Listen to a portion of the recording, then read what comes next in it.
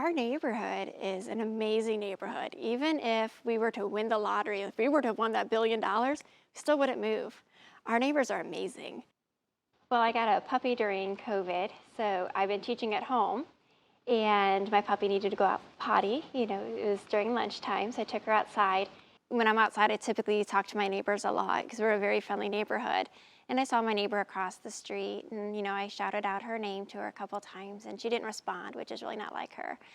Like I said, we're a very friendly neighborhood. She was walking up her driveway, and she had her little granddaughter. She's probably about 3, and I saw her collapse. She was actually having a seizure. One of my neighbors was driving by, and I banged on her window to get her to her car window to get her to call 911. I threw my leash to one neighbor to hold the dog, and I ran to her side. Her daughters came running as well, and that's when her lips started turning blue, and that's when I felt for her heartbeat, and I did not feel a heartbeat at the time. And again, with her lips turning blue, I knew I needed to start compressions immediately. I just remember thinking, you gotta be okay. You've gotta be okay, please stay alive. But I do remember being, just terrified, because this is a great neighbor that I talk to all the time. And, my daughter's friends with her granddaughter. And then of course I have both of her daughters on either side of me trying to help as well.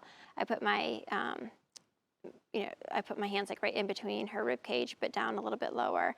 And I remember, because I took the classes at Akron General when I was pregnant with my daughter 9 years ago. I remember them saying to do the compressions to the beat of Staying Alive.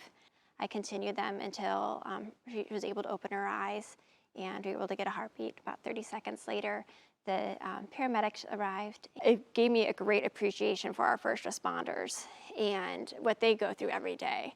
I asked them if they needed anything. I told them quickly what happened. I stepped aside, hugged the 2 daughters. After that, I just kind of gave them their space, and I went back home, and I called my principal, told her what happened, just in case I didn't get myself back together in time. I had called my husband to help calm me down, because he's kind of my rock. It took about 15 minutes to stop hyperventilating from emotions, and then I went back and started teaching my class as if nothing ever happened. I was in the Talmadge Express and in the Akron Beacon Journal, and one of my little students goes, "Mrs. Gagne, is this you?" and held up the newspaper. And we're teaching online, so all the kids see each other in those little Brady Bunch squares. I made it a reading lesson. I had her read the article, so I was improving her reading, and I turned it around to them. What would you do if there was an emergency? And so just like I did with my daughter, I kind of taught them, what can you do? What signs do you look for, of when you need to get help. I don't feel like a hero. I just did what anybody would do. I did what was needed at that time. It's not like I ran into a building of burning puppies and saved them or anything. I never thought I'd have to use CPR. I prayed I never would have to use it. Unfortunately, I did have to, but I'm thankful I learned it, because that way she's still around.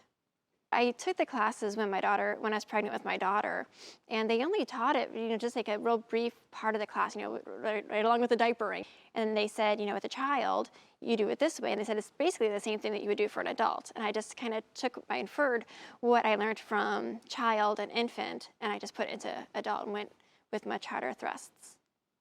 I worried, did I do it right? Did I do everything okay? Even though her family said that, she was fine and everything, I still, to this day wonder, did I do everything the right way? And I keep reminding myself, well, if I didn't, she might not be here.